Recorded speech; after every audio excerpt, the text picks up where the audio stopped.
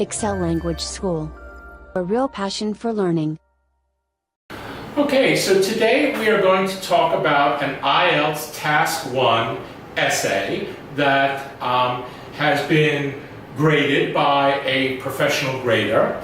And so it is a typical IELTS Test 1 example. As you see here, there is a table with 2 columns of information about household expenditure in Australia, broken out into 2 different years. And so you have to write 150 words about it on the IELTS exam. And you can see now the person who graded this, she has her way of doing it. And so on the left-hand side, you see an example of a word with red highlighting. If you see that on the exam, that means that that is completely wrong. Next to it, you see words in yellow highlighting. It means that the writing is okay, but a native speaker would probably write something different. Next, you see green letters, and those are the reviewer's comments for an improvement. That's what the reviewer says, maybe if you wrote this, it would be better. And then the red letters finally are comments, and those comments are not supposed to be part of the essay. They are what the reviewer wants the student to know about the essay. Okay, so as I said before, you see the table. It's a typical table with 2 columns of information about household expenditure in Australia, which is 2 columns for 2 different years, and then 6 categories of expenditure.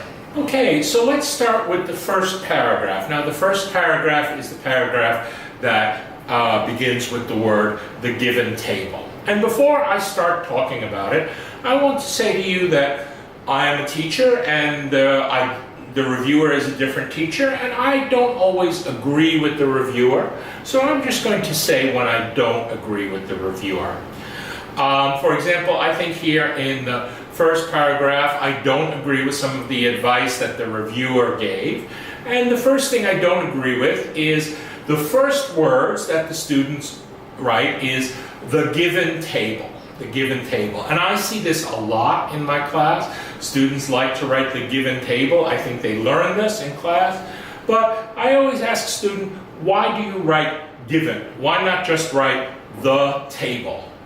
Right? Because you know when you say the table, it means that it's the thing that you're looking at in front of you. And really, every word should count, in my opinion. Other teachers may disagree, but that's my opinion.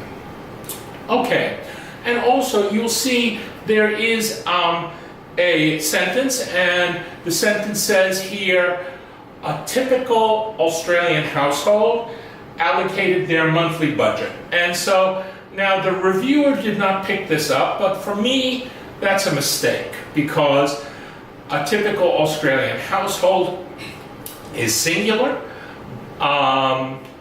but their monthly budget is plural. Right? And so singular and plural don't match in this essay. So I think the student should have wrote a typical Australian household allocated its monthly budget. Or if the student wants to make it plural, the student can say a typical Australian household allocated their monthly budget. Singular is okay, plural is okay, but they have to match, right? So, and at the end of the paragraph, the student wrote other goods, services, and in the table, you will see it says other goods and services. And so, in my opinion, you should be very careful to copy information very accurately from the table. It's not so hard, and so I think this was a mistake. Again, the rater did not catch this mistake. And finally, I think the paragraph could be improved if you, at the very end there, you see the words 1991 and 2001, and I think this could be improved by putting that phrase in parentheses, or sometimes they're called here in Vietnam brackets, right? Okay, so that's my opinion on paragraph 1. And so paragraph 2 is the paragraph that starts with the word according to the table. And the the rater says at the end of this paragraph, perfect. And so I don't think it's perfect. I think it's very good. But for example, the student writes, additionally, food and beverages, right? Additionally, food and beverages. And so where does beverages come from? If you look at the chart, it just says food, not food and beverages. Why did the student make this change? It's not clear to me. So again, I think you have to look very closely at what you're writing about and copy it very accurately, right? Don't change what the chart says, just stick close to the facts on the chart. Okay, now we're going to come to paragraph 3, and paragraph 3 is the one that starts with the words according to the table, according to the table. And so I can agree with the rater on this. On the first line, the rater suggests removing the definite article. The definite article means the word the, and put in the word peoples instead, which I think is a definite improvement. It's okay. You could also maybe put in the word families, family plus apostrophe s, and that would also work well. Now, in the second line of this paragraph, I'm sorry, I feel that the reviewer just made a mistake. The reviewer took out the word and I feel that that's a mistake. I feel that the student wrote it correctly, and you need to have that word, and, right? In addition, the student lists some categories of items, and to make this list clearer, you need to use a comma after the word water. When the student writes water, you need to have a comma, right? And on the fourth line, just like the rater says, the word in does not belong there. And also the rater correctly noted that the word mist is an incorrect word. Probably the student misspelled the word. They meant to write most, M-O-S-T, right? And also the correction, what I thought was completely correct, was that you should write 1/6 of the total instead of 1/6 in total, which is what the student wrote.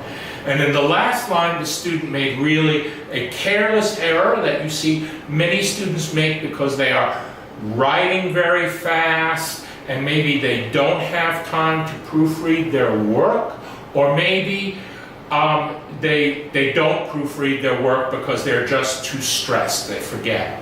And so in this case, the student wrote 2 years, and instead the real truth was 10 years, right? And so they made a serious error, in fact, that had nothing to do with their English. I'm sure that they could spell the words correctly. They just made a mistake, probably because they were under pressure.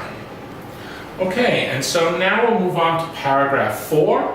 It's the last paragraph. It's the paragraph that starts with the word however. However. So, the person who rated this exam said correctly that the word pattern, it was okay, but maybe a better word was trend. That word fits better in English. And I have a suggestion for another word. Maybe you could use the word tendency, right? Which has the same meaning, right? Another good thing that the student does in this paragraph, in the third and the fourth line, the student does some accurate arithmetic, right? The student writes $30 per month, which is about 1/5 of the previous time. And so if you can write the IELTS, and if your arithmetic is good and you feel confident, you can do a little arithmetic to show that you can express ideas like this in English, right? And it can be a very good addition to your IELTS essay. However, if you're one of those students who maybe their math skill is not so great and they worry about getting something wrong, then maybe you want to try to avoid that and not do any fancy math while you're writing in English. Right? Okay, so the last line of this paragraph is the most important information. Now, I'm always telling my students the most important information should be at the top of the paragraph. So the rater tells the student this, and I think that it is an important mistake that the decrease that the student talks about is at the top of the paragraph. The student calls the decrease slight, but it's actually a very big decrease, so I think maybe the student missed this important point on this graphic. Okay, so in conclusion, you can see that the student got a band 7.5 score from the rater, which I think is very reasonable. My students say that I'm a harder grader, and so I might have given the student a 7, but 7 or 7.5 is definitely a good score for this IELTS Task 1 essay. But again, just to talk about the errors that the student made, the student made a mistake, important mistake in the information and structure of the final paragraph, and also the student made some mistakes that the person who wrote the review didn't notice, but I noticed. So that's probably why I would have given the student a 7 and not a 7.5. But still, it's a very good essay, and one that any student taking the IELTS exam could be proud that they have written. Excel Language School. A real passion for learning.